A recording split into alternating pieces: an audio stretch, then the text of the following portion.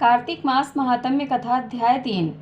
सत्यभामा ने कहा, हे प्रभु, आप तो सभी काल में व्यापक हैं और सभी काल आपके आगे एक समान हैं।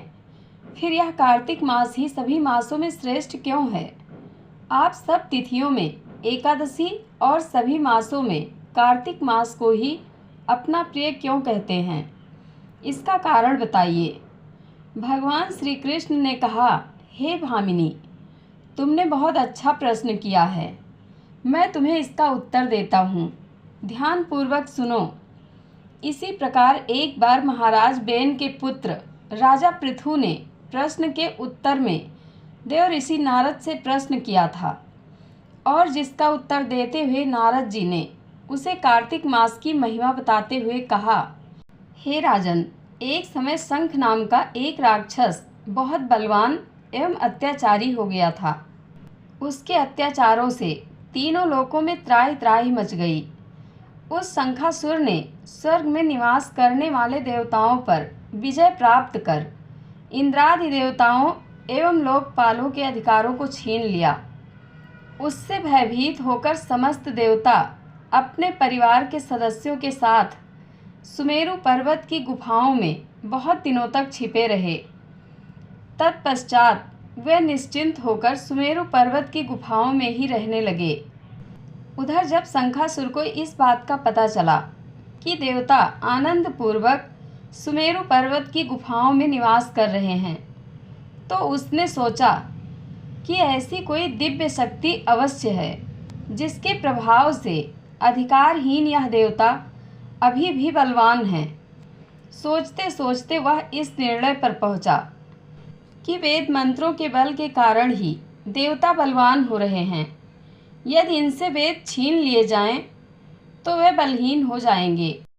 ऐसा विचार कर शंखासुर ब्रह्मा जी के सत्यलोक से शीघ्र ही वेदों को हर लाया।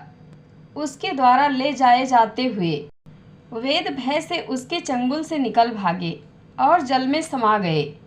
शंखासुर ने वेद मंत्रों तथा बीज मंत्रों को ढूंढते हुए सागर में प्रवेश किया, परंतु ना तो उसको वेद मंत्र मिले और ना ही बीज मंत्र।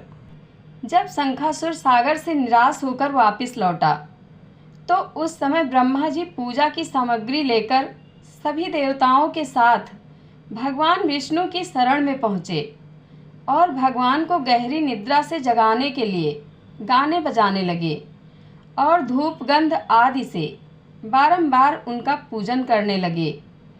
धूप दीप नैवेद्य आदि अर्पित किए जाने पर भगवान की निद्रा टूटी और वह देवताओं सहित ब्रह्मा जी को अपना पूजन करते हुए देखकर बहुत प्रसन्न हुए तथा कहने लगे, मैं आप लोगों के इस कीर्तन एवं मंगलाचरण से बहुत प्रसन्न हूँ।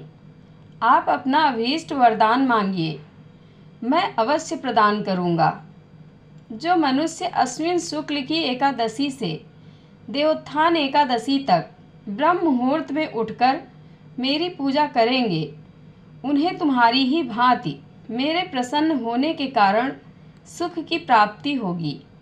आप लोग जो पाद्य अर्घ आचमन और जल आदि सामग्री मेरे लिए लाए हैं, वे अनंत गुणों वाली होकर आपका कल्याण करेंगी।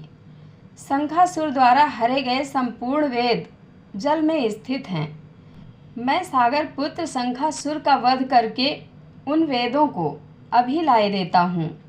आज से मंत्र बीज और वेदों सहित मैं प्रतिवर्ष कार्तिक मास में जल में विश्राम किया करूँगा। अब मैं मत्स्य का रूप धारण करके जल में जाता हूँ। तुम सब देवता भी मुनीश्वरों सहित मेरे साथ जल में आओ। इस कार्तिक मास में जो श्रेष्ठ मनुष्य प्रातःकाल स्नान करते हैं, वे सब यज्ञ के औभृव स्नान द्वारा भली भांति नहा लेते हैं। हे देवेंद्र, कार्तिक मास में व्रत करने वालों को सब प्रकार से धन पुत्र पुत्री आदि देते रहना और उनकी सभी आपत्तियों से रक्षा करना। हे धनपति कुबेर, मेरी आज्ञा के अनुसार तुम उनके धन धान्य की वृद्धि करना, क्योंकि इस प्रकार का आचरण करने वाला मनुष्य मेरा रूप धारण करके जीवन मुक्त हो जाता है।